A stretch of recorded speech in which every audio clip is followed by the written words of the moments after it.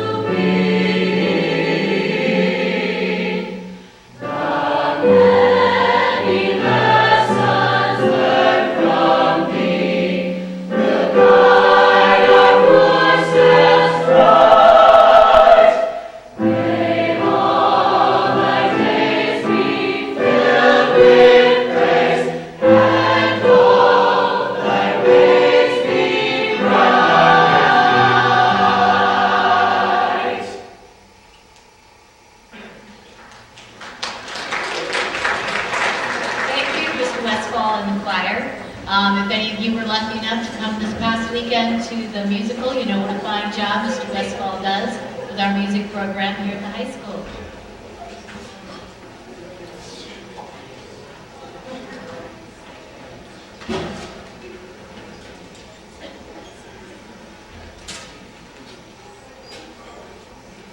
All right, we will begin our induction ceremony with a message from our president, Macarena Studebaker Sanchez.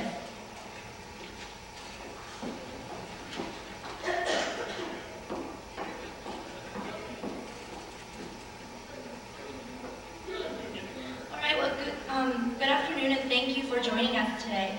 I would like to begin by saying that the students before you who are about to get inducted or have already been inducted are very worthy of your respect and appreciation, and I'm not just saying this because I'm one of those students too. To become a National Honor Society member, one must possess the following characteristics that sets them apart from the student body. And these qualities consist of scholarship, or having a passion and desire to perform well in school, service, caring about the community, and wanting to become involved, leadership, taking on responsibilities and being a role model to others, and character, doing the right thing even when nobody's watching. All of these characteristics are only a small portion of what it takes to become a National Honor Society member. Along with them, the students must follow the process of filling out an application to show that he or she portrays the following qualities, as well as have 3.6 cumulative GPA and having passed the teacher reviewing process. Once a member, they must maintain a 3.5 GPA and have donated 20 hours to community service, 10 hours per semester. New members, you are required to have 5 hours by the end of this year.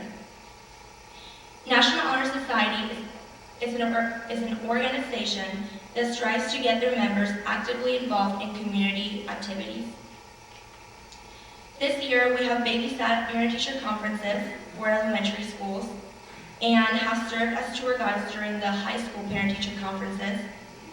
We have helped move into the new library and worked at the blood bank, sponsored a student-teacher volleyball game to raise money for scholarships, while also having a canned food drive for the Bethany Center. We also have community service projects and fundraisers coming up where you guys will be able to earn those 5 hours needed by the end of this year.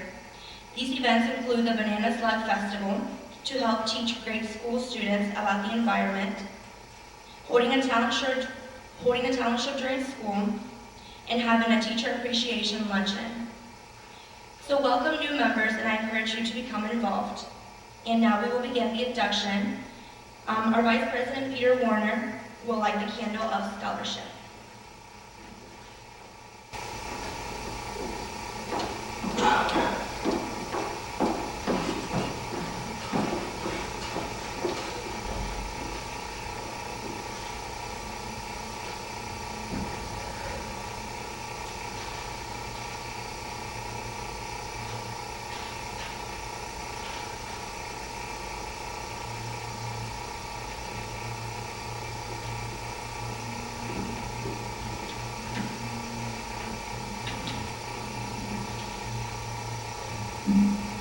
Scholarship. Scholarship means a commitment to learn. A student is willing to spend hours of reading and study, knowing the lasting benefits of a cultivated mind. We should continue to learn even when formal education has ended, or education ends only with the end of life. Knowledge is one great element in life which leads to the highest success. It can only be acquired in one way, through diligence and effort. Learning furnishes the land by which we read the past and the light which moves the future. Candidates have the charge to continually expand their world through the opportunities inherent in scholarship. Now, Angie Harshbarger will light the candle of service.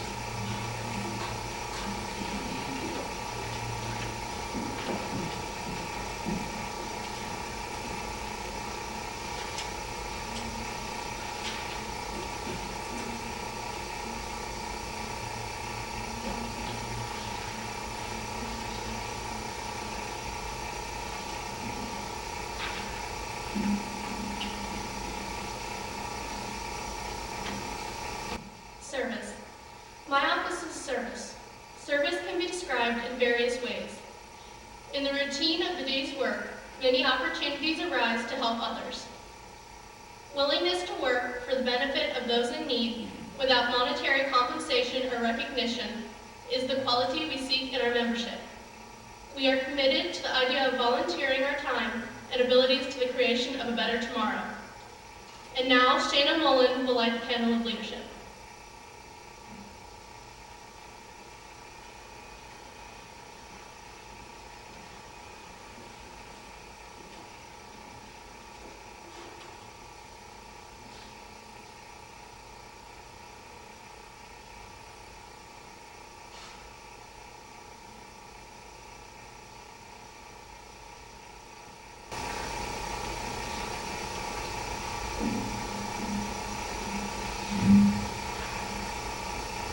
Leadership. Leadership should exert a wholesome influence on school. In taking the initiative in class and school activities, the real leader strives to train and aid others to attain the same objective.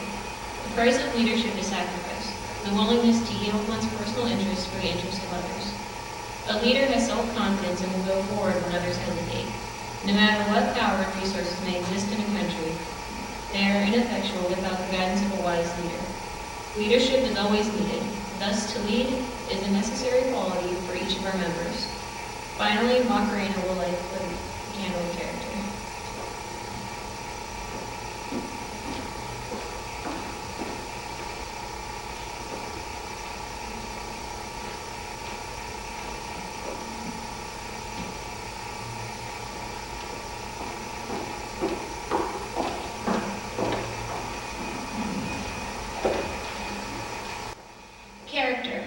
Character is the force within each individual which distinguishes that person from others. It gives each one individuality. It is that without which no one can respect oneself, nor hope to attain the respect from others. It is this force of character which guides one through life, and when once developed, grows steadily. Character is achieved and not received. It is the product of constant action daily striving to make the right choice. The problem of character is the problem of self-control. We must be in reality what we wish to appear to others. By demonstrating such qualities as respect, responsibility, trustworthiness, fairness, caring, and citizenship, we may hope to prove by example that we value character.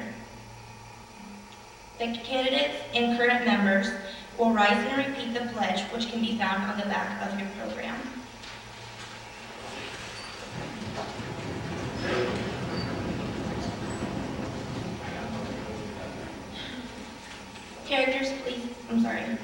New members, please repeat after me. I pledge to uphold the high purposes of the National Honor Society, to which I have been selected. I will be true to the principles for which it stands. I will be loyal to my school. And will maintain and encourage high standards of scholarship, service, leadership, and character. You can be seated. And now our school's principal, Mrs. Davison, will present the new members with his or her pin, and when your name is called, please come forward. And as well, sign the register book, which has been used since the first induction ceremony in 1924.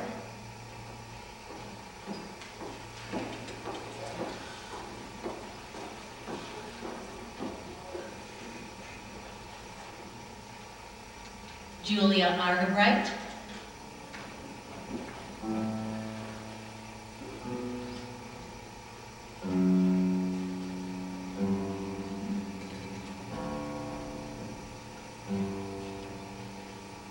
Brandon Baum.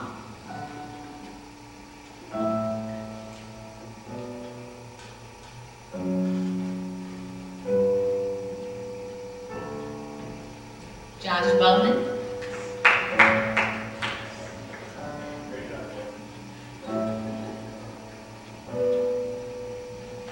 Maggie Burnside.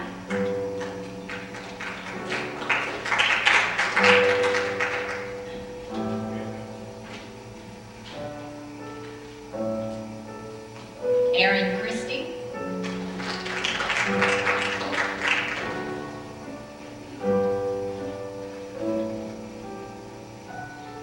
Tori Clark.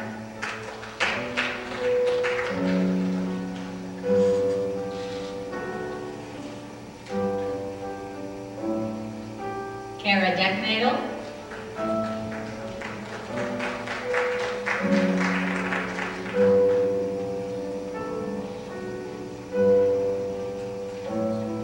Ricky Feitner.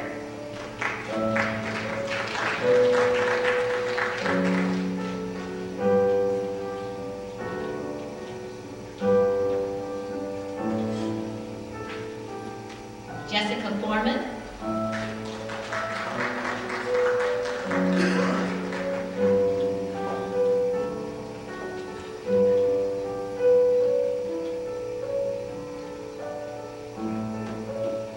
Danielle Erie.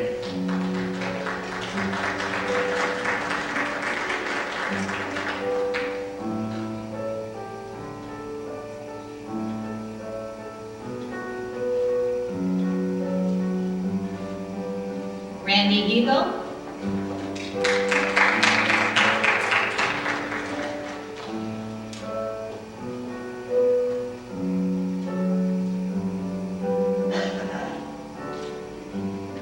Haley Kaiser.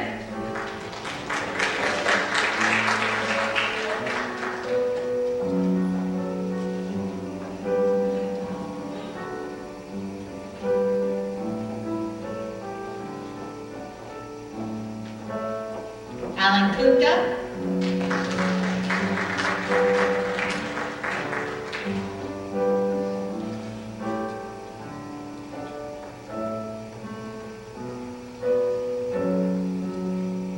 Shannon McCullough.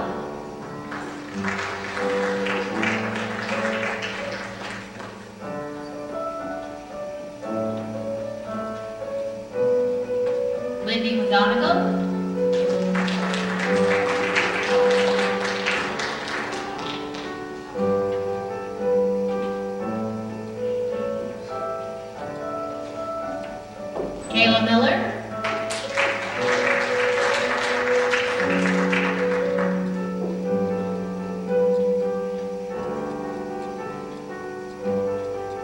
Whitney Monbeck.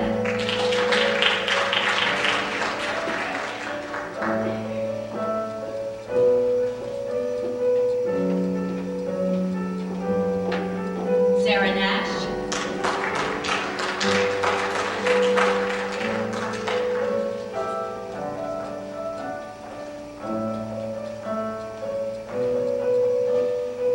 Frank Bryant.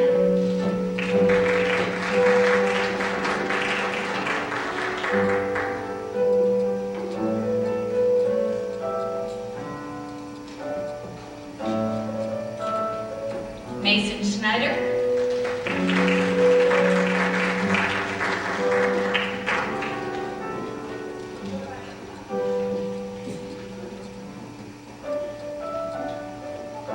Amanda Sees.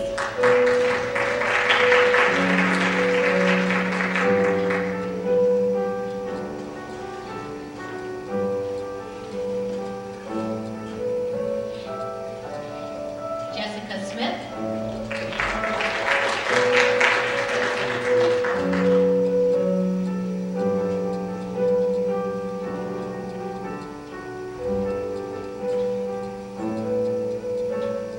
Isaac Snap.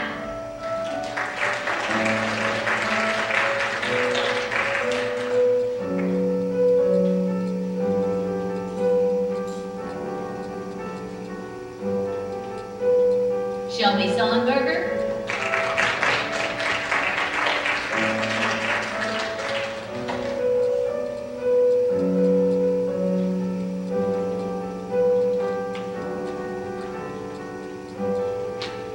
Teresa Warner.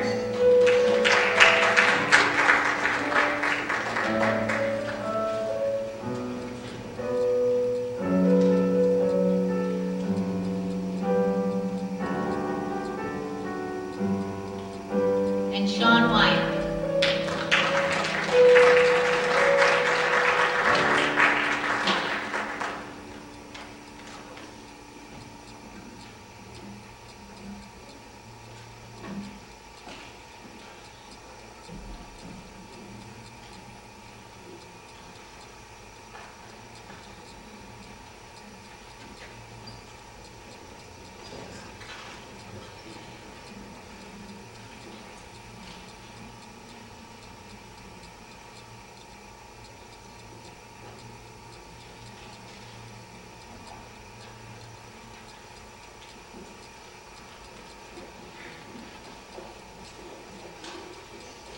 Congratulations to each of you.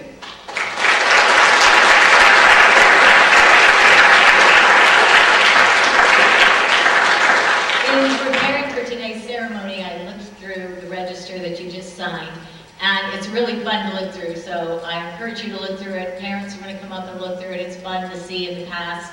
It does go all the way back, and actually I've always before just kind of looked through the pages looking at names, and I finally looked at the front page and read it and realized that our Piqua High School charter started actually in 1922 rather than the 1923, 1924 that I always thought that it was, and then I've always announced that, oh, this is the 83rd or the 85th, and actually we have one more year in that.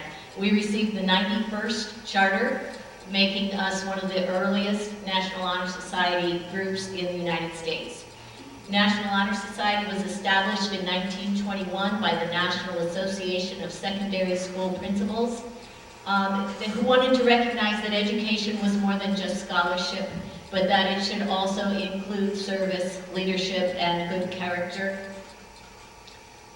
Today you have joined the ranks of many famous people who were National Honor Society members: Mrs. Davison, Troy Aikman, Dallas Cowboy, pianist Dan Clyburn, news anchor Katie Couric, Garfield creator Jim Baker, Elizabeth Dole, former head of the Red Cross, President Gerald Ford, Lee Iacocca, former head of Chrysler, Fred Rogers, everybody's favorite neighbor, and actress Meryl Streep, just to name a few. Congratulations to all of you. It is now my very great pleasure to introduce today's speaker, Mr. Larry Hamilton. Mr. Hamilton was one of the very first people that I met when I came here to Piqua High School. When we had our teacher work day before school started, I was seated next to Larry. Even teachers get seated in alphabetical order. Hamilton, Harding. We shared a room the first couple of years I taught here, and I always found him to be a very gracious, professional mentor and colleague. Mr. Hamilton is a 1971 cum laude graduate of Central State University, where he was no stranger to honor societies, belonging to Phi Alpha Theta History Honor Society and the Alpha Kappa Mu National Honor Society. He earned his master's degree in education from Wright State University. While at Piqua High School, Mr. Hamilton taught African American history, world studies, and current events. I am fortunate to have taught with Mr. Hamilton. I know him to be a passionate teacher and a lover of history. He invented the educational game, News or Lose, and conducted the Ohio Scholars Bowl competition. What I admire most about Mr. Hamilton is that unlike most people who see problems and say, gosh, I wish somebody would do something about that and whine around, Mr. Hamilton saw a need in our community and did something and continues to do something about it. He is the founder of the nonprofit organization Promoting Recognition of Diversity, or PROD, and developed the right concept to promote community partnerships for naming public properties. Mr. Hamilton was selected for a Who's Who among America's teachers, awarded the Martin Luther King Awareness Award for the Ohio Tri-County and the Ohio Tri-County NAACP MLK Outstanding African American Award in 2005. It is my great pleasure to introduce to you Mr. Larry Hamilton.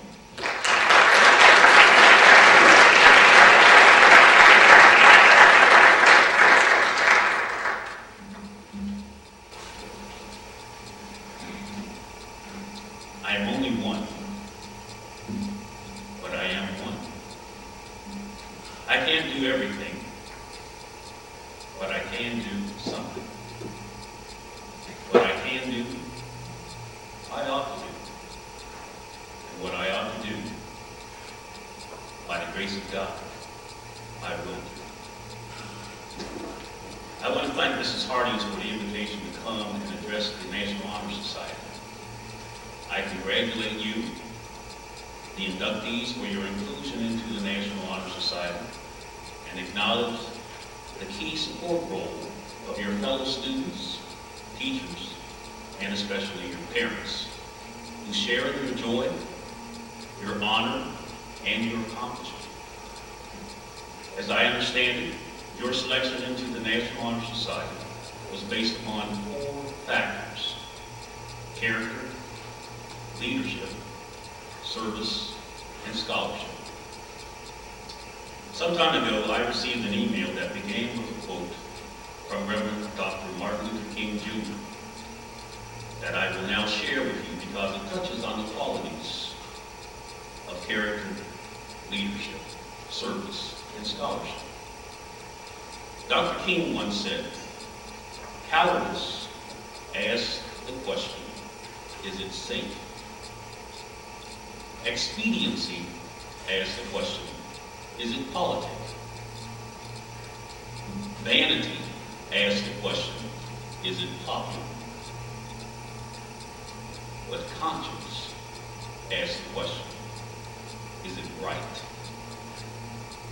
And there comes a time when one must take a position that is neither safe, nor politic, nor popular, but one must take it simply because it is right. That quote and your 4 qualifying membership areas of character, leadership, service, and scholarship form the basis for my subject that I have chosen to share with you today, which is do the right thing. The right thing to which I refer is a personally developed concept that I hope you will agree embodies character, leadership, service, and scholarship. That right thing is an acronym for recognizing individual greatness in historical testament. This right concept embodies the concern over the historical bias in naming patterns and the contemporary artificial barriers limiting the expansion of ownership identity to public properties, and thus further imposing limitations upon those individuals belonging to groups that had traditionally been denied consideration.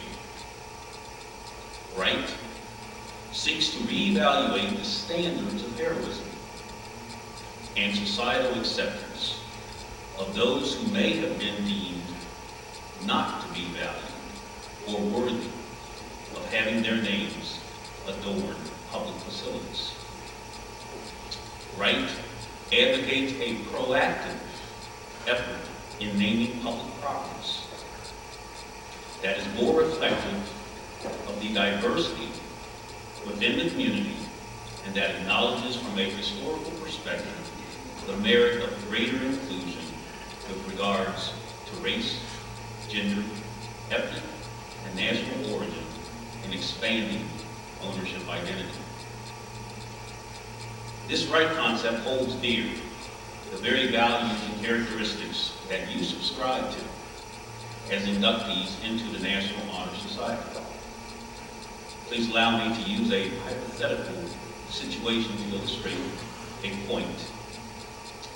If an individual met the criteria of character, leadership, service, and scholarship in being considered for admission as a member into the National Honor Society, but admission was withheld solely because the applicant was black, I would hope that because you possess those very characteristics of character, leadership, service, and scholarship, you would cry out against the show of discrimination and racism and demand that they, the faculty selection committee, do the right thing.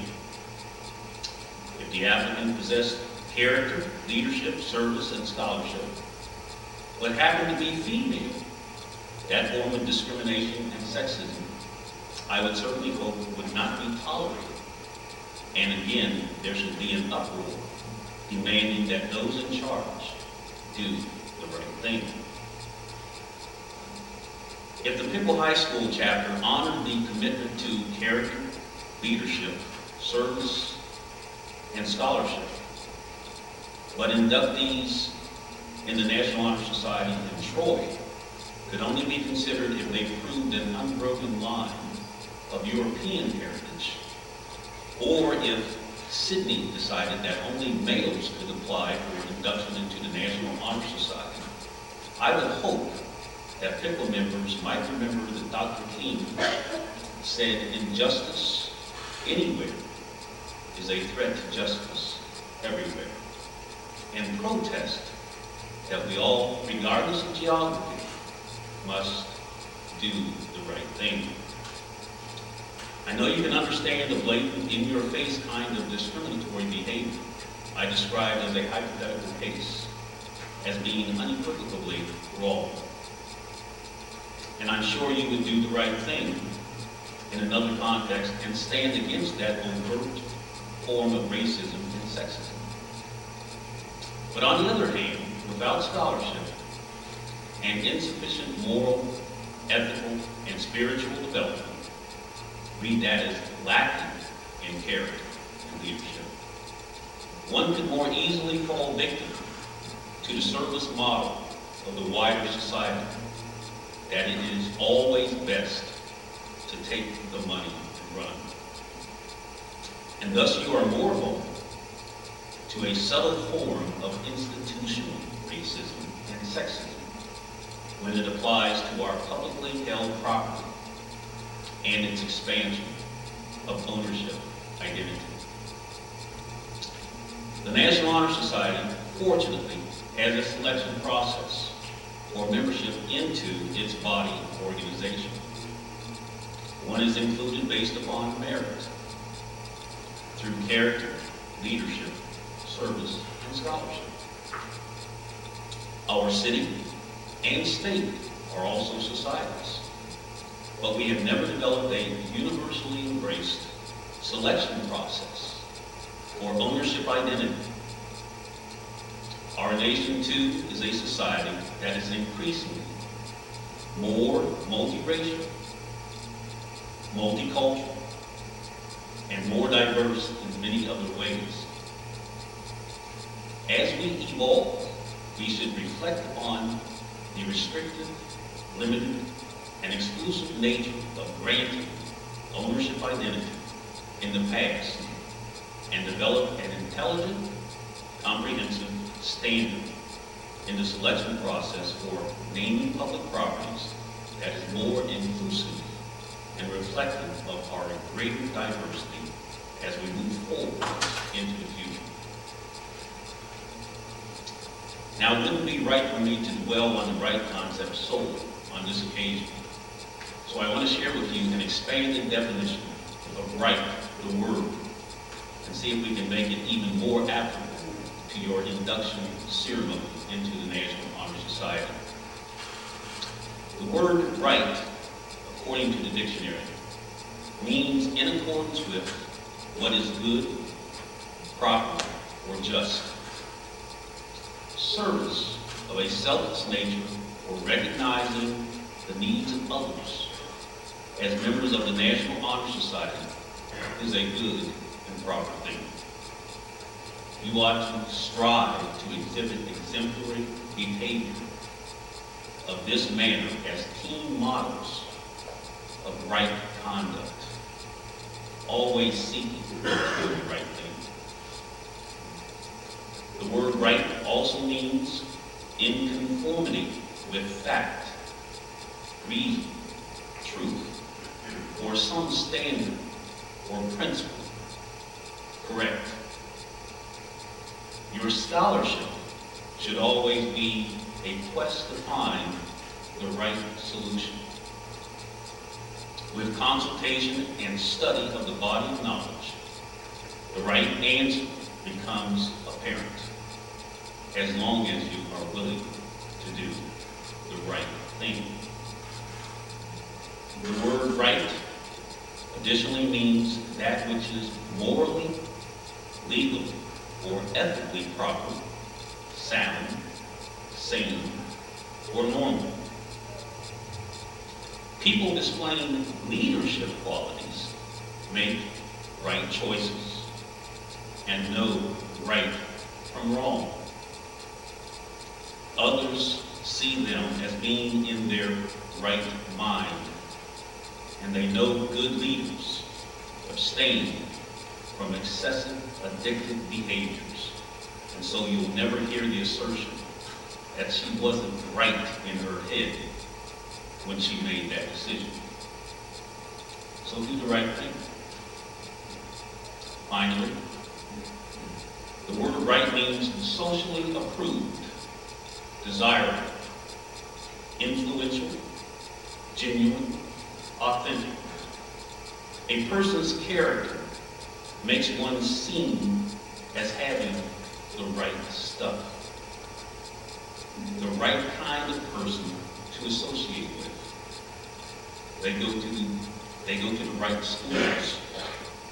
They know the right people, and they have developed a reputation for doing the right thing. As I close, please also note that the word right means a just claim or title, whether legal, prescriptive, or moral. In other words, you have a right to say what you please, and I would encourage you to exercise that right, even if that right leads you to be cynical and critical. Such as Winston Churchill's comment, you can always count on Americans to do the right thing after they've tried everything else. I open with my personal creed, and I'd like to close with it now, but I invite you to repeat after me and to recognize its understanding will always sustain you empower you, and help you to do the right thing. Repeat after me. I am only one, but I am one. I can't do everything, but I can do something. What I can do, I ought to do. And what I ought to do, by the grace of God, I will do. Thank you very much.